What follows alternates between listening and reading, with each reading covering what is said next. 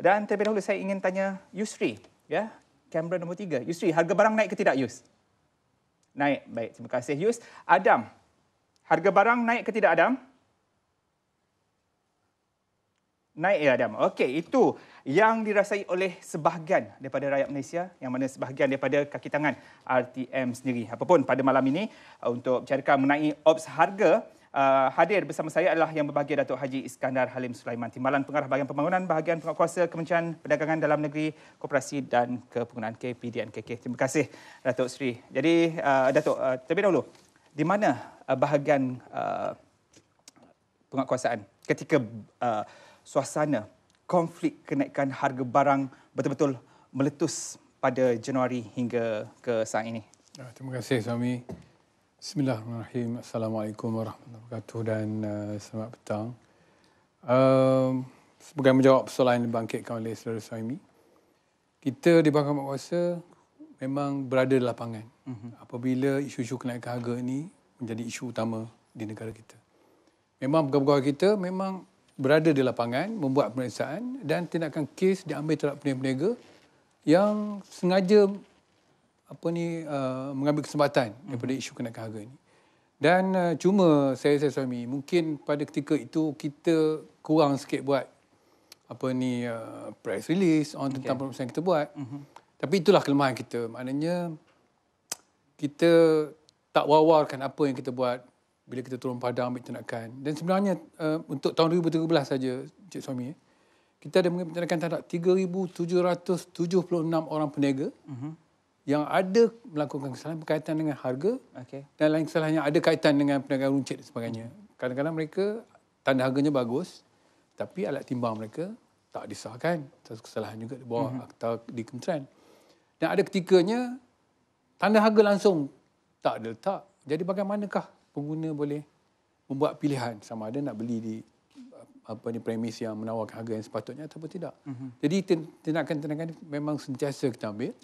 Dan alhamdulillah memang pegawai saya memang terus melaksanakan tanggungjawab mereka sebaik mungkin. Tetapi cuma kita mungkin kurang publicity lah. Itu saja. Pendek kata operasi rutin seperti biasa. Cuma ketika isu harga barang ini meletus, mungkin rutin tu pun seperti biasa, tidak secara besar-besaran. Bila ada isu, umpamanya isu kos, kenaikan harga barang, umpamanya, pemeriksaan tentulah ditingkatkan. Kita akan fokus lebih kepada isu berkaitan dengan harga. Sebab itulah, kalau misalnya pegawai kita tidak turun padang dan sebagainya, tak mungkin kita menghasilkan tindakan terhadap peniaga dengan begitu banyak sekali. Jadi maknanya tindakan itu memang kita teruskan. Kalau ada isu, lagilah kita tingkatkan pemeriksaan. Dan pastinya sebelum ini di RTM sendiri melalui rancangan bola bicara, dialog dan juga lanskap sebelum ini kami telah pun membawakan isu kos sara hidup ini sendiri. Tapi malangnya pada ketika itu, ketika kami menayangkan, memaparkan laman sawang milik KPDNKK, malah kami juga cuba melihat bahagian penguatkuasaan KPDNKK dan juga Facebook.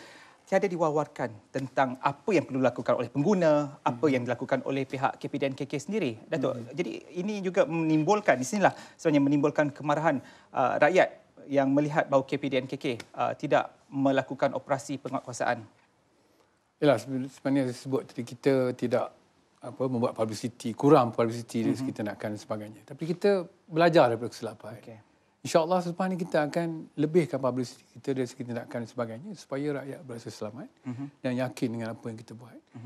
Memanglah ada kelemahan di mana-mana. Kalau tak ada kelemahan itu maknanya kita bukanlah manusia. Kan? Jadi insyaAllah lah. Saya pun terima kasihlah kalau saudara Suami memberi pandangan yang kritikan yang membina. Saya rasa kementerian akan tindak lebih proaktif. Saya rasa kalau isu berkaitan dengan laman sawang kita ada masalah sekarang, saya sedah tambah baik. Maknanya ada tindakan. Dan sehingga malam ini saya melihat sendiri antara statistik-statistik yang dimiliki oleh KPDNK telah pun dimuatkan yang terkini. Jadi tahniah juga kepada pihak KPDNKK. Baik, Datuk, bercakap tentang operasi menaikkan kenaikan harga barang ini. Di mana logiknya peniaga menaikkan harga barang dan di mana kalau saya katakan tak logik jika kenaikan harga minyak tempoh hari dijadikan sebagai alasan kepada kenaikan harga barang? Okey, apabila kenaikan harga minyak berlaku, dia merupakan satu input kepada perniagaan. Kalau biasanya sebulan kita berbelanja lebih kurang dalam RM5,000 untuk diesel dan petrol dan sebagainya. Mungkin bila naik 20 sen, peningkatannya ada akan berlaku mungkin dalam 300-400 ringgit. Jadi ke mana 300-400 ringgit ni hendak disalurkan? Tentulah kalau seorang peniaga, dia akan salurkan pada pengguna. Maknanya pengguna yang tak pasal menanggung ini semua. Sebab sebagai peniaga, mereka pun memikirkan dari segi keuntungan dan sebagainya. So benda-benda inilah yang kita kena faham bahawa mereka yang berniaga sebenarnya ingin membuat keuntungan. Yeah. Dan apa-apa kos yang berlaku kenaikan, mereka akan salurkan kepada barang yang mereka keluarkan, maka pengguna terpaksa membayar lebih sedikit. Dan apa yang kita bimbangkan sekarang ni ialah mereka menjadikan alasan bahawa kenaikan 20 sen untuk menaikkan harga barangnya semua 20 sen secara pukul rata. Saya rasa ini cara yang tidak betul. Yang ini yang kita nak ambil tindakan. Yang ini kita rasa tidak wajar dibuat. Kalau kenaikannya berpada-pada menepati apa yang sepatutnya, saya rasa rakyat pun boleh terima kerana kosnya naik. Contohnya suami, sekarang ni kadar elektrik kita dah naik 50%. Itu kalau di rumah kita terasa lah. Tetapi kalau pada peniaga, mereka lagi terasa. Contohnya kalau seorang peniaga, dia menggunakan bukan RM10,000 membayar bil elektrik sebelum ini, dan apabila naik 15%, kenaikannya ialah RM1,500. So RM1,500 ni ke mana dia nak letakkan? Mestilah kepada kos operasinya dah meningkat, maka dia akan salur kepada barang atau perkhidmatan yang dia bekalkan. So maknanya pengguna lah yang akan menanggung. Jadi Datuk yang mewakili KPDN KK menghalalkan kenaikan harga barang ni? Saya tidak mengatakan. Saya rasa kalau kenaikannya berpatutan dengan kos-kos yang mereka terpaksa tanggung, saya rasa ianya wajar dilaksanakan. Tetapi kalau berlebih-lebihan, yang itu yang kita rasa tidak wajar dan patut diambil tindakan. Okey, jadi jelas di situ. Dan kenaikan harga barang pastinya bermula dengan pengumuman perasionalan subsidi. Kemudian diikuti dengan musim tengkujuh yang mana harga ikan pun meningkat. Rakyat kena tahu itu. Tapi secara tak langsung menyalahkan pihak kerajaan yang menjadi punca kenaikan harga barang. Jadi tak bolehkah kerajaan sebenarnya secara terus mengawal harga barang, Datuk? Yalah, dari segi peruntukan undang kita memang ada peruntukan mengatakan bahawa pengawal harga, contohnya di bawah Akta Pengawal Harga dan Anti-Penyelenggaraan boleh meletakkan suatu harga ceiling, harga tetap ataupun harga lantai sesuatu jenis barang. Tapi kita kena fikir, mampukah kerajaan melaksanakan kawalan harga sepenuhnya? Saya bawa contoh. Dalam kita mengawal harga ni, ada dua jenis barang saja yang kita kawal harganya sepanjang masa. Suami tahu apa? Ya, gula dan juga topeng muka. Sebab ada keperluan pada ketika itu untuk kita mengawal harga ini. Tetapi hanya dua barang saja yang kita kawal secara undang-undang. Inilah dua jenis barang yang kalau misalnya peniaga menaikkan harga daripada apa yang kita tetapkan, dia akan menjadi satu kesalahan di bawah Akta Kawalan Harga dan Anti-Penyelenggaraan. Selepas itu, kita ada skim kawalan harga musim perayaan di mana harganya kita kawal secara bermusim. Contohnya baru ni, tahun baru Cina, kita kawal sama 15 hari. Ada beberapa jenis barang kita kawal harganya. Maknanya kita letakkan harga ceiling. Kalau mana peniaga yang menjual lebih daripada harga ceiling yang kita tetapkan, dia melakukan satu kesalahan dan kita boleh mentindakan. Cara ketiga, kerajaan mengawal harga ialah secara pentadbiran. Contohnya, kalau mana-mana stesen minyak, siapa-siapa nak meniaga minyak, dia akan buka stesen minyak dan sebagainya, kita akan bagi dia lesen. Tapi harga petroleum, harga petrol dan diesel ni mesti mengikut harga yang kerajaan tetapkan. Kalau dia jual lebih daripada harga yang kita tetapkan, kita akan batalkan lesen dia. Kita bagi orang lain pula mereka. Siapa yang sanggup buat, maka buatlah. Malah di kalangan rakyat juga mula membangkitkan. Kalau benar katanya gagasan Satu Malaysia, rakyat didahulukan, pencapaian diutamakan. Mungkinkah daripada dua barang yang telah Datuk kongsikan tadi, gula dan juga topeng muka, sebagai betul-betul yang dikawal oleh pihak kerajaan. Jadi kalau gagasan ini dijadikan sebagai satu gagasan yang betul-betul berusaha untuk menjaga kebajikan rakyat, mungkin selepas ini ada lagi barang-barang lain yang akan dimasukkan ditambah daripada kepada dua, mungkin lebih? Ya, contohnya memang mudah untuk kita mengatakan bahawa kerajaan boleh mengawal semua harga barang. Tetapi apakah risiko kepada ekonomi dan juga negara kita? Contohnya suami, apabila kita mengawal harga gula, tepung, petrol, diesel, gas memasak, kerajaan terpaksa buat apa? Kerana kita nak jual pada harga yang kita tetapkan itu, maka kerajaan terpaksa membayar subsidi yang sangat tinggi. Pada tahun 2013 saja, lebih kurang dalam 24 bilion 23 hingga 24 bilion dia belanjakan untuk subsidi saja. Kalau Suhaimi kata nak kembangkan lagi barang yang kita kawal harga ni, berapa bilion lagi yang kerajaan perlu belanjakan? Maka apakah tinggal lagi untuk projek pembangunan yang lain? So maknanya kos untuk kerajaan mengawal harga ni sebenarnya sangat tinggi. Dan akan menjejaskan ekonomi negara. So tidak mungkin kawalan harga secara keseluruhannya boleh dilaksanakan. Okey, apapun sekarang ops harga sedang dijalankan oleh pihak penguatkuasaan KPDNKK dan ini merupakan satu jihad yang saya lihat jihad yang cukup besar oleh pihak KPDNKK dan ini merupakan satu aku janji dan selepas ini kita cuba lihat ya menerusi apa yang telah pun dijalankan oleh bahagian penguatkuasaan KPDNKK sejak ops harga barang 2014 ini dilancarkan, adakah ia benar-benar berjaya dan mungkin tidak. Segalanya selepas ini dalam rancangan dialog.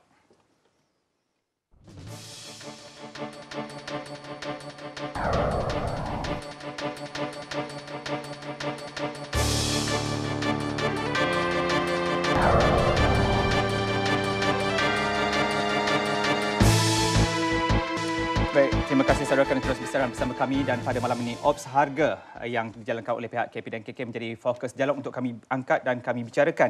Dan sedikit mukadimah untuk bahagian penguatkuasa ini telah pun ditubuhkan pada 17 April 1972 di bawah Kementerian Perdagangan dan Perindustrian pada ketika itu dengan objektif untuk membantu kerajaan membendung inflasi.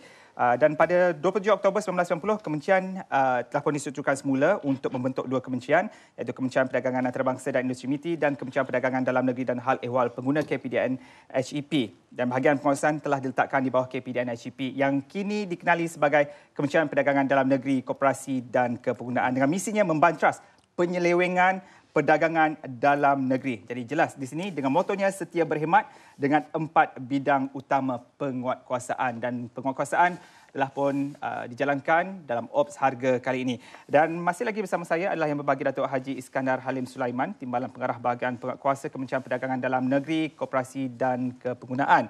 Dan namun di talian Datuk bersama kita juga adalah yang berbagi Datuk Sri Alias Ahmad, Ketua Setiausaha KPDNKK. Hello, Assalamualaikum Datuk. Datuk Sri. Waalaikumsalam, saudara Syaini. Jadi terima kasih Datuk Sri kerana bersama dialog pada malam ini dan terlebih dahulu dari pihak kami dalam rancangan dialog mengucapkan tahniah kepada Datuk Sri dari Ketua Pengarah Immigration dan kini dilantik terus sebagai Ketua Setiausaha untuk KPDNKK. Jadi Datuk Sri, sebagai saya melihat kedudukan Datuk Sri sebagai Eksekutif Utama Kementerian juga pegawai pengawal dan juga ketua kira-kira kementerian.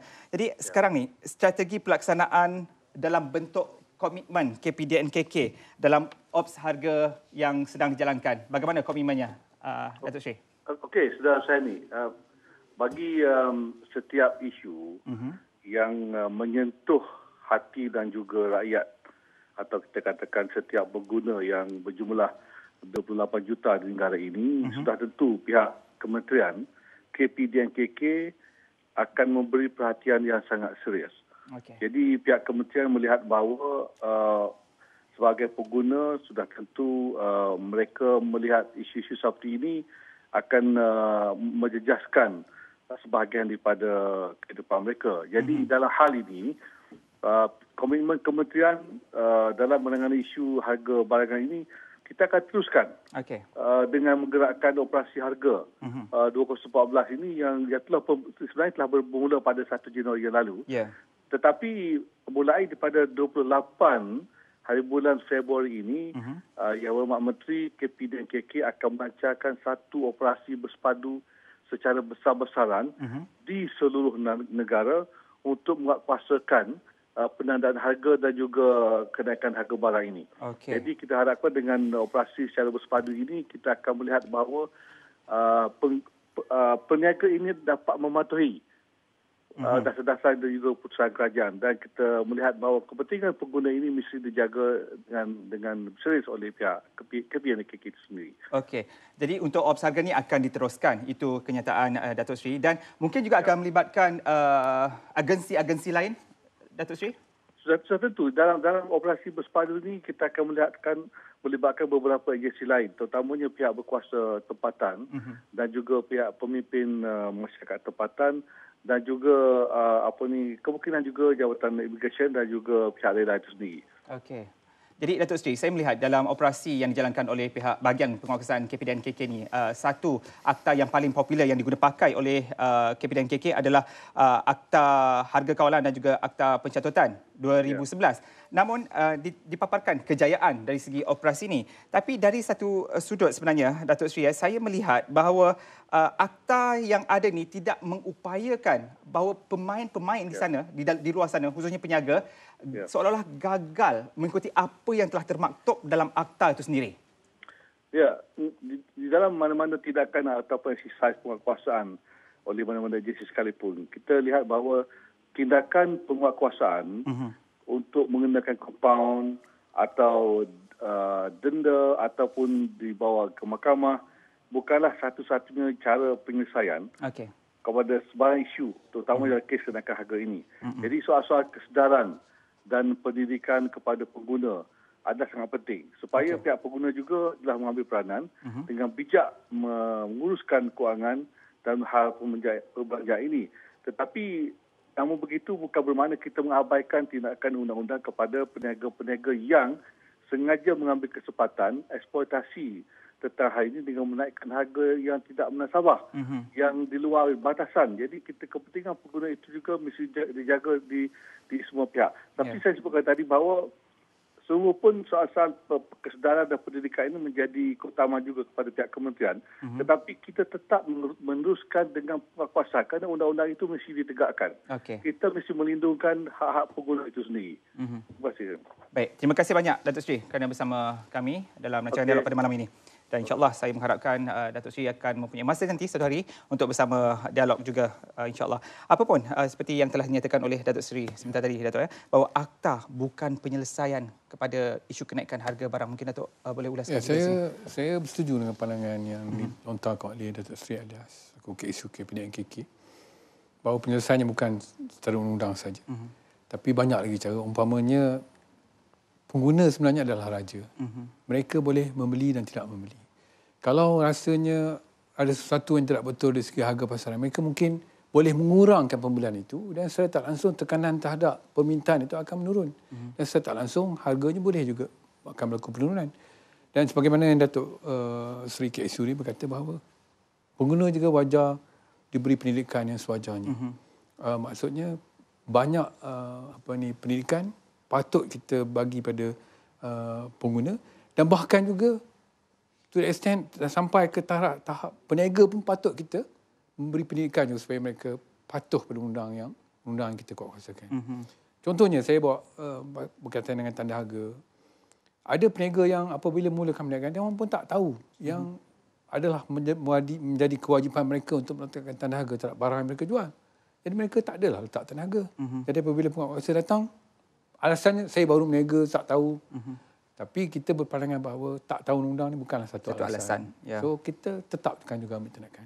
Sebab itulah adalah penting peniaga juga mesti bersama dengan kerajaan membantu dari segi penyelesaian kos sara hidup dan juga menangani harga barang. Kita faham peniaga memang berniaga untuk mencari keuntungan. Kalau tak ada untung tentulah mereka tidak mahu lagi berniaga. Tapi dari bila membuat keuntungan itu, kita tidak mahu mereka mengambil kesempatan. Harga yang contohnya kalau mereka boleh keuntungan sebanyak 10% sudah memadai dan tak perlulah dengan harga lebih-lebih lagi. Dan satu perkara yang saya nak tingkatkan di sini, nak maklumkan di sini bahawa kita ada akta persaingan sekarang. Dikuatkuasakan oleh MyCC. Undang-undang ni adalah menggalakkan persaingan. Siapa yang berpakat menaikkan harga dan sebagainya boleh dia menaikkan bawah undang-undang tersebut. Saya bawa contoh dulu umpamanya apabila tarikh elektrik naik 58%. Apa yang berlaku ialah Persatuan Pengelola Air ini berpakat menaikkan harga sebanyak 50 sen bagi setiap bungkus yang mereka jual. Ini tak dibenarkan undang. Dan ini memang telah pun disiasat oleh pihak. Dan secara keseluruhan sebenarnya terdapat 10 akta di bawah bahagian penguatkuasaan KPDN-KK yang boleh digunakan pakai dalam ops harga dan juga pelbagai lagi operasi lain. Jadi antaranya Akta Kawalan Bekalan 1961, Akta Sewa Beli 1967, Akta Timbang dan Sukat 1972, Akta Hak Cipta 1987, Akta Jualan Langsung dan Skim Anti Piramid 1993, Akta Perlindungan Pengguna 1999, Akta Cakra Optik 2000, Akta Kawalan Harga dan Anti Pencatutan 2011, Akta Perihal Dagangan 2011 dan juga Akta Pencegahan Perubahan Wang Haram dan Pencegahan Pembiayaan Keganasan 2001. Ini antara akta-akta yang terkandung termaktub yang boleh digunakan pakai oleh pihak bahagian penguatkuasaan KPDN KK.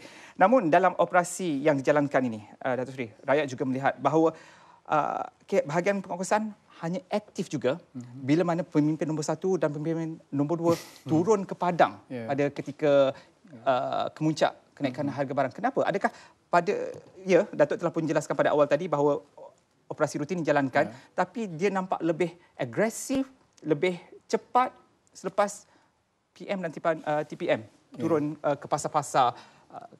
Adakah sebelum ini diikat kaki tangan pihak penguasaan ataupun mungkin dari soal bilangan jumlah penguatkuasa yang masih kurang ataupun ada kekangan-kekangan lain?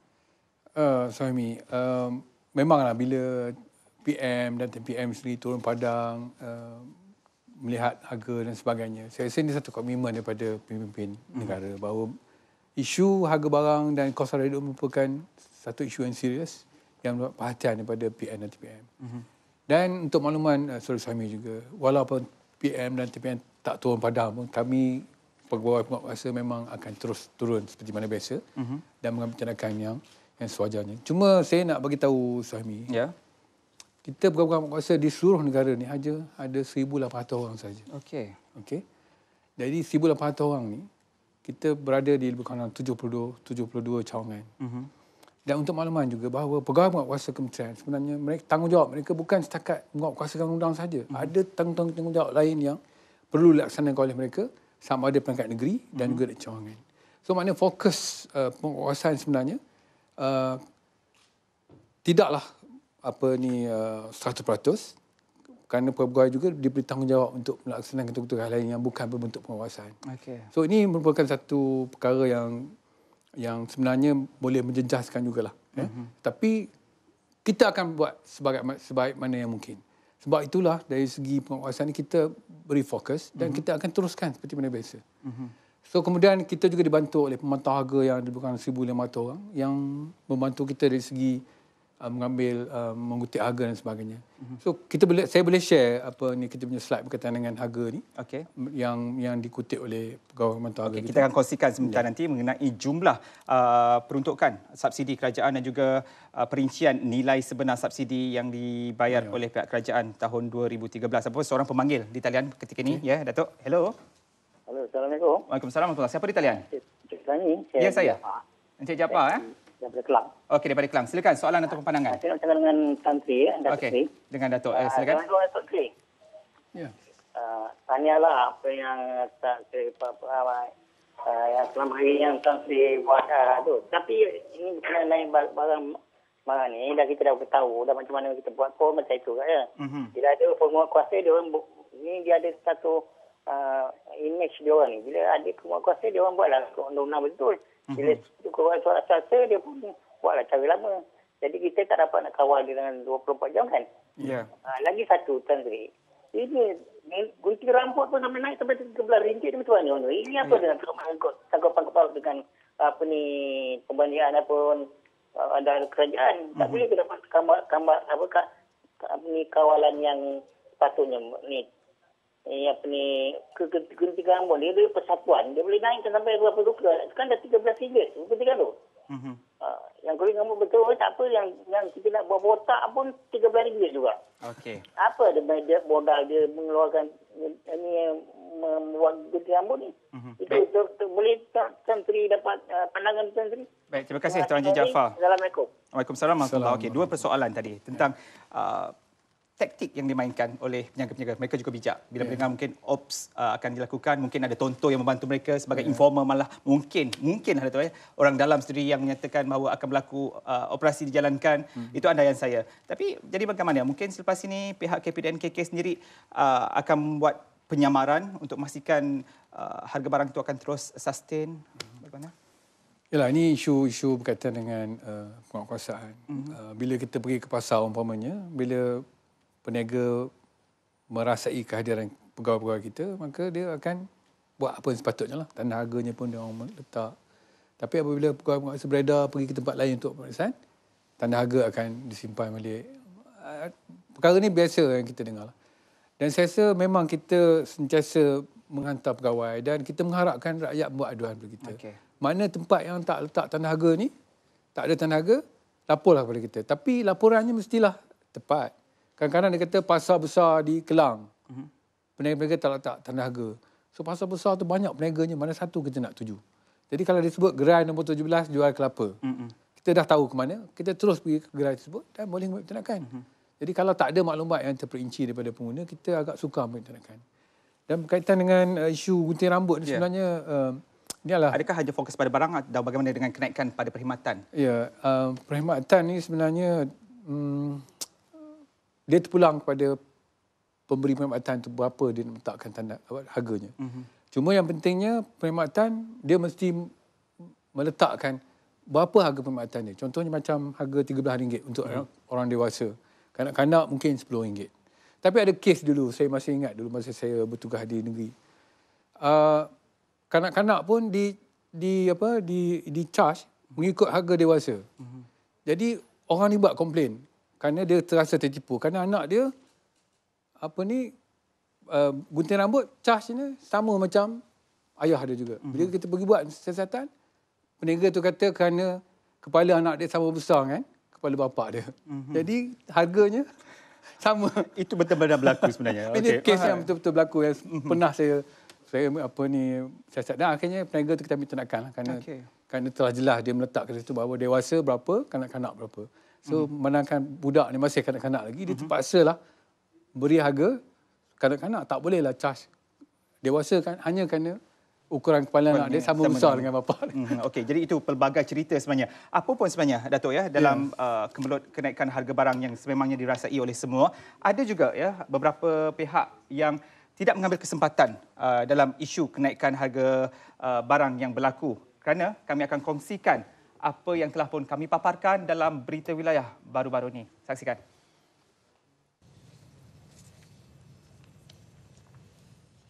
Restoran Selera Ulam Budu menawarkan nasi percuma bermula 10 pagi hingga 3 petang setiap hari. Manakala lauk hanya dikenakan bayaran berpatutan. Ketika rakyat sedang berdepan dengan kenaikan harga barang, pengusaha restoran Julia Muhammad 31 tahun optimis keuntungan jualan tetap ada jika harga dikekalkan. Malah perkhidmatan itu juga disedia bagi menghargai sokongan pelanggan restoran yang diusahakan bersama suami Suazli Muhammad 32 tahun. Kebiasaannya sepinggan nasi dijual dengan harga RM1.50 manakala teh or ais pada harga RM1.20 segelas. Kami harap benda ni dapat membantulah meringankan sedikit beban penduduk sekitar Kuala Besut dengan mengurangkan sedikit pembelanjaan dengan memberikan promosi percuma untuk mereka, sedangkan barang-barang lain semua naik, jadi kita bagi free. Selain tawaran nasi dan teh or ais percuma, mi lipat gulung dan gulai kawah berapi antara tarikan lain yang ditawarkan di restoran ini.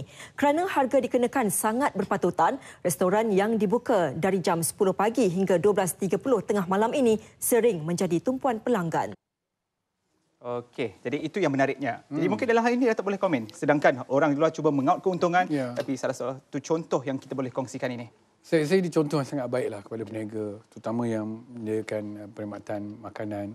Sebab memang peniaga ni memang tak mahu kesempatan dan dia saya rasa lebih kepada memberi CSR, menolong rakyat dan sebagainya. Tanggungjawab sosial. Tanggungjawab sosial. Saya rasa ini satu contoh yang baiklah. Dengan harga yang saya boleh kata agak murah, masih boleh mengaut keuntungan kerana ramai orang datang beli makan kat kedai dia, maka banyaklah untung yang berbuat. Walaupun pada setiap orang tu keuntungan dia sedikit. Sebenarnya ini yang kita nak galakkan peniaga. Untungnya sedikit, ramai orang, akhirnya dia dapat keuntungan yang banyak juga. Saya rasa ini satu contoh yang baiklah. Bukan semua cik suami peniaga ni yang sentiasa mengambil kesempatan. Nak sembelih orang, tak ada. Ada juga peniaga yang sangat bertanggungjawab sebagainya. Saya rasa ni ada lagi lah mungkin peniaga yang serupa ini. Apapun dalam operasi yang telah pun dijalankan oleh pihak KPDN KK bahagian penguasaan khususnya telah pun mencatatkan jumlah nilai rampasan yang besar. RM286,266.34 dari 1 Januari hingga 16 Februari Dato'. Dan nilai kompaun juga RM114,000 nilai kompaun yang diberikan. Adakah pihak bahagian pengawasan berbangga dengan nilai yang diperolehi ini? Saya sebenarnya tak ada berbangga sangatlah dengan jumlah nilai kompaun dan rampasan kita. Sebenarnya sedikit je. Kalau kita nak tengok dari segi ramainya peniaga yang berniaga, tapi bukanlah hasrat kita nak pergi ambil tindakan, sengaja ambil tindakan nak rampas barang dengan hanya untuk menaikkan kadar rampasan kita ataupun kompaun kita. Bukan. Tujuan kita ialah untuk memastikan peniaga ni faham tanggungjawab dia dan dapat membantu pengguna dengan contohnya meletakkan tanda harga dengan baik, menggunakan alat timbang yang betul, tak ada bertujuan untuk menipu. Cik Sami cuba bayangkan, kalau misalnya peniaga yang kedai makan tadi menjual dengan yang murah, Cik Sami ingat ada orang nak datang komplain tak? Tak ada. Tentu tak ada kan. Tapi yang berlaku komplain ni kerana selalunya tak ada tanda harga, barangnya mahal, alat timbangnya tak disahkan dan macam-macam lagi lah yang berlaku. Maka pengguna akan menggunakan kuasa dia sebagai pengguna, sebagai raja, akan membuat aduan. Dan tanggungjawab kita lah di Kementerian untuk memintahkan. Sebenarnya dari segi angka ni, saya pun tak berasa bangga lah. Yang pentingnya kita dapat memastikan rakyat berada dalam sejahtera, rasa selamat, rasa tak ditipu. Itu yang penting. Dan yang penting komitmen daripada pihak KP dan KK sendiri dengan jumlah pemeriksaan permis secara keseluruhan 203,346 jumlah permis yang telah pun diperiksa.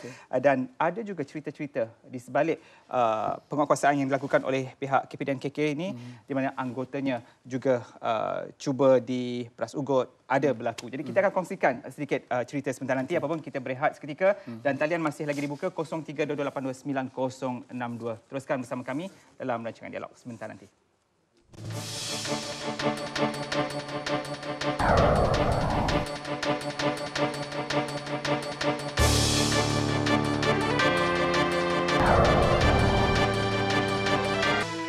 Baik, saudara, sebentar tadi telah saya kongsikan sebenarnya pencapaian OPS harga dari 1 Januari hingga 16 Februari dengan nilai kompaun RM114,000 dan juga jumlah nilai rampasan adalah sebanyak RM286,266.34. Dan menurut rakan-rakan Facebook Dialog menyatakan nilai yang diperolehi itu menunjukkan kerajaan tidak berjaya. Masih ramai peniaga yang tidak akur kepada arahan kerajaan, keuntungan besar yang dicari. Dan sementara Zairi Kamaluddin katanya tanda kejayaan dalam OPS harga sepatutnya ialah harga turun. Itu kejayaan pihak KP dan KK, Datuk Seri. Dan bagi rakan-rakan Facebook yang lain juga, Diamond Star mengatakan di sini pasar-pasar disandarkan, belum ada operasi pemantauan dan penjual-penjualnya masih tak ada buat letak harga maupun kedai-kedai tertentu. Jadi ini mungkin salah satu tugas lagi. Mungkin esok bagi pasar-pasar disandarkan bersiap sedia. Mungkin pegawai-pegawai kuasa KP dan KK disandarkan akan terus menerjah ke pasar-pasar disandarkan. Apapun, ya, kita kembali dalam perbincangan kita OPS harga ini. Jika kawalan harga tadi yang kita sentuh pada peringkat awal tadi dilaksanakan oleh pihak kerajaan, Datuk, ya, bermakna subsidi kerajaan akan bertambah. Jadi, mungkin Datuk boleh terus ulaskan. Yalah, sebenarnya kerajaan kita sangat bertanggungjawab. Kerajaan tetapkan harga barang secara kawalan sama ada pentadbiran dan sebagainya.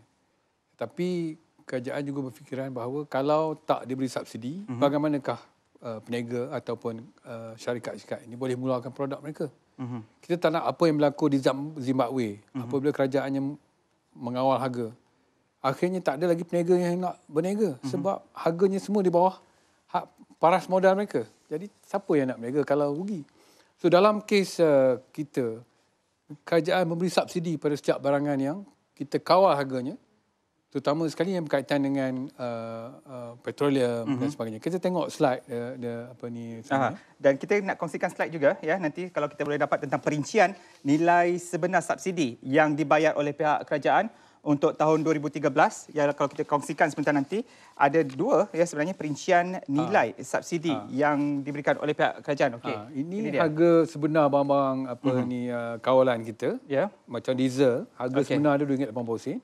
Harga yang dibayar oleh pengguna cuma RM2. Subsidinya 80% setiap liter, suami. Liter, 1 liter ni sikit je. Kemudian begitu dengan petrol, LPG lagi banyak. Setiap tong itu kerajaan subsidi lebih kurang dalam RM25, 54 sen. Sebab tu kita boleh beli harga gas kita dalam RM26. Separuh sebenarnya, ya, nilai. Ya. Dan begitulah seterusnya.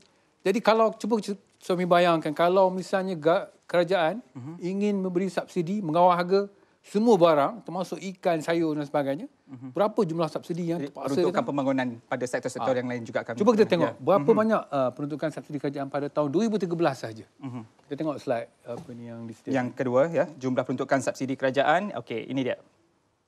Satu jumlah peruntukan yang cukup besar juga ya, Datuk. Pada tahun 2013 kerana kerajaan nak kawal harga dan memberi subsidi 27.346 bilion. Ini anggaran yang kita dapat lah. 27.346 bilion merupakan satu angka yang sangat besar. Jadi suami cuba bayangkan kalau kerajaan nak kembangkan lagi, nak beri subsidi pada lain barang kita nak kawal, berapa ratus bilion pula nak dibayar subsidi. Inilah perkara yang kita kena fikir kalau kerajaan ataupun rakyat berhasrat meminta kerajaan mengawal semua harga, di mana apabila harganya lebih, kita boleh maintenance. So, dia akan merosakkan ekonomi dan bahagian negara kita. So, memang perkara ni berdikit-dikit lah. Maknanya setakat ni yang kerajaan mampu, mungkin lebih daripada itu mungkin tak boleh lagi. So, banyak benda-benda yang terpaksa dikorbankan hanya kerana nak membayar peruntukan subsidi. Okey, baik. Daripada 1 Januari juga yang lalu, ops harga telah pun dimulakan. Dan dari segi pengalaman, di kalangan lebih berapa ramai tadi? 1,800 pegawai penguasa. Ada sebarang isu-isu yang timbul dari segi ugutan. Dilaporkan ada sebenarnya. Itu juga rakyat tak tahu bagaimana bahawa komitmen yang dimainkan oleh bahagian penguasa dalam usaha untuk membantu mengurangkan beban yang dikatakan ekoran daripada harga barang. Yalah, memang kerja sebagai penguasa ni sebenarnya sukar. Kita terpaksa berdepan dengan peniaga. Bukan semua peniaga ni yang berhemah dan baik. Ada mereka yang akan maki hamun program penguasa kita, mengambil tindakan, memberi ugutan apabila kita nak menguatkuasakan undang. Contohnya ada kereta-kereta pegawai pun kena bakar kerana kita mengambil tindakan. So banyak isu-isu diugut ni perkara biasalah dari segi kita bila kita mengambil tindakan. So inilah asam garam kita kerana kita memilih kerjaya pegawai penguasa. Maka terpaksalah kita menghadapi ancaman ugutan ini semua. Tapi so far setakat ni alhamdulillah adalah insiden pegawai kita dipukul dan sebagainya. Tapi setakat ni belum adalah yang sampai meninggal dunia dan sebagainya. Yang cedera tu memang biasalah. Kalau peranan Tonto dalam ops harga kali ini ada tak? Atau hanya ketika ops VCD dulu hanya peranan Tonto terlibat? Tonto ni biasanya kalau isu-isu harga ni mereka tak terlibat sangat. Sebab isu harga ni bukan mendatangkan keuntungan sangat. Tapi kalau isu berkaitan dengan VCD, cetak ompak dan sebagainya, ini perniagaan yang lumayan. Maka mereka akan gunakan apa saja termasuklah mengupah Tonto dan sebagainya. Okey. Jadi saya yakin juga sebenarnya tugas 1,800 pegawai penguatkuasa bahagian penguatkuasaan KPDN KK ini akan bertambah bermula Sabtu ini bila mana BRIM 3 akan diberikan kerajaan kepada penerimanya. Jadi kita ada nak kongsikan juga sedikit footage, Datuk. Kita saksikan terlebih dahulu ini. Menteri Perdagangan Dalam Negeri, Koperasi dan Kepenggunaan, Datuk Seri Hassan Malik menegaskan demikian ketika menjadi tetamu Selamat Pagi 1 Malaysia. Kita dah bagi amaran. Jangan kerana BRIM duit dah turun ini, peniaga pula ambil kesempatan. Sebab the big problem is orang banyak ambil kesempatan. Sebab itu kita dah berikan amaran bukan sahaja di seluruh kementerian untuk kita beritahu jangan naikkan harga barang sesuka hati. Kita nak tekankan juga soal pengguna itu sendiri supaya dapat memainkan peranan yang sangat ketara. Maksudnya di ilmu kepenggunaan tadi. Kita cuba nak wawarkan, nak maklumkan hak mereka, tanggungjawab mereka. Menggunakan platform sama, beliau menyatakan ops harga 2014 yang digerakkan pihaknya telah memeriksa lebih 200,000 permis di seluruh negara. Angka itu sehingga 16 Februari lalu. Dalam tempoh itu, RM286,266 nilai rampasan dibuat serta 114,000 kompaun dikeluarkan kepada peniaga yang tidak mematuhi peraturan. Dalam perkembangan lain, Datuk Seri Hassan memaklumkan Perdana Menteri Datuk Seri Najib Tun Razak akan melancarkan kempen penandaan label harga hujung bulan ini. Okey, jadi itu dia kita kongsikan bahawa 7.9 juta penerima BRIM akan menerima bantuan rakyat satu Malaysia bermula Sabtu ini. Dan saya yakin juga bahawa tugas pegawai penguasaan akan terus berlipat ganda supaya saja wang bantuan ini dimasukkan. Jadi bagaimana persediaan bahagian penguasaan itu sendiri, Datuk? Kita sedar bahawa apabila BRIM dilaksanakan, lebih kurang 4 bilion ringgit akan berada di pasaran. Jadi kita percaya bahawa pada ketika itu kuasa beli pengguna pun akan meningkat kerana masing-masing dah ada duit sikit. Jadi kita percaya kebanyakan pengguna nanti akan membelanjakan wang mereka. So persediaan yang kita buat di kementerian sekarang ni lah, kita akan memastikan bahawa pegawai penguasa kita akan turun padang macam biasa. Okay. Kita tingkatkan lagi untuk memastikan bahawa kita buat pemantauan. Jangan ada peniaga-peniaga yang sengaja mengambil kesempatan kerana wang BRIM sudah pun beredar di pasaran di negara kita. Jadi kita pun nak minta juga pengguna, apabila dapat wang BRIM ni, kalau boleh janganlah suka-suka hati terus berbelanja kerana dia akan menyebabkan macam-macam perkara akan berlaku. Terutamanya peniaga akan mengambil kesempatan. Kadang-kadang kalau boleh biarlah pengguna menggunakan wang BRIM untuk tujuan yang berpatutan, yang faedah, yang ada kepentingan yang mereka nak gunakan. Jadi pihak KPDN-KK memang menjangka kenaikan harga barang akan berlaku ekoran BRIM ini? Ya, apabila wang dah banyak, pengguna dah ada kuasa beli yang lebih sedikit, tentulah mereka lebih suka nak berbelanja. Apabila suka nak berbelanja, maka akan berlakulah permintaan yang meningkat terhadap barang-barang yang di pasaran. So, secara tak langsung mungkin juga akan berlaku kenaikan harga. So, sebelum perkara ini berlaku, insya-Allah kita akan turun padang, memberi buat pemantauan untuk memastikan pada peniaga-peniaga ni jangan ambil kesempatan. Dan di sinilah juga ilmu kepenggunaan itu memainkan Ya, peranan. memang sangat penting. Maknanya kalau pengguna bijak, kalau tak perlu belanja, simpanlah dulu duit tersebut. Ada keperluan nanti, kita belanjalah di kemudian hari. Dan saya harapkan usaha penguasaan akan berterusan walaupun isu harga barang ini sudah reda nanti. Peranan yang dimainkan oleh pihak penguasaan KPDN-KK akan terus berjalan. Kerana saya yakin berdasarkan berita-berita laporan-laporan media juga memaparkan bahawa operasi-operasi penguasaan rampasan diesel malah kalau di sempadan sendiri itu juga satu isu yang perlu dimainkan, diberi perhatian oleh pihak KPDN-KK khususnya bahagian penguasaan. Jadi dalam isu penyelundupan itu sendiri juga diberikan perhatian. Bagaimana setakat ini, Datuk? Kita memang bertindakan terhadap mereka yang menyelundup diesel. Bahkan hari-hari pun ada tangkapan dibuat kerana diesel kita di Malaysia ni sangat murah. RM2 saja seliter. Tapi di negara jiran kita dalam RM3 lebih hingga RM4. Jadi bezanya sangat tinggi. Begitu juga dengan petrol. Usaha untuk mereka membuat keuntungan segera ini memang akan dibuat sampai bila-bila kalau harga kita masih lagi murah dibandingkan dengan negara. Inilah cabaran yang dihadapi oleh pegawai penguasa kita. Selain daripada isu harga, kita juga terpaksa mengambil tindakan terhadap berkaitan dengan penyelundupan barang-barang bersubsidi ini. Sebab kita bimbang nanti sepatutnya subsidi ini dinikmati oleh rakyat kita, tapi orang asing yang tidak pun membayar apa-apa cukai kepada kerajaan kita pun menikmati barang-barang yang kita subsidikan itu. Jadi saya yakin juga bahawa kerajaan telah pun berikrar tidak akan menggadai gagasan Satu Malaysia tadi, rakyat didahulukan dan juga pencapaian diutamakan, dan bagi ikrar, bagi aku janji bahagian penguasaan sendiri untuk melindungi hak-hak pengguna, apatah lagi dalam isu kenaikan harga barang sekarang ini. Apa yang boleh diikrarkan, dijanjikan oleh pihak Datuk kepada rakyat Malaysia?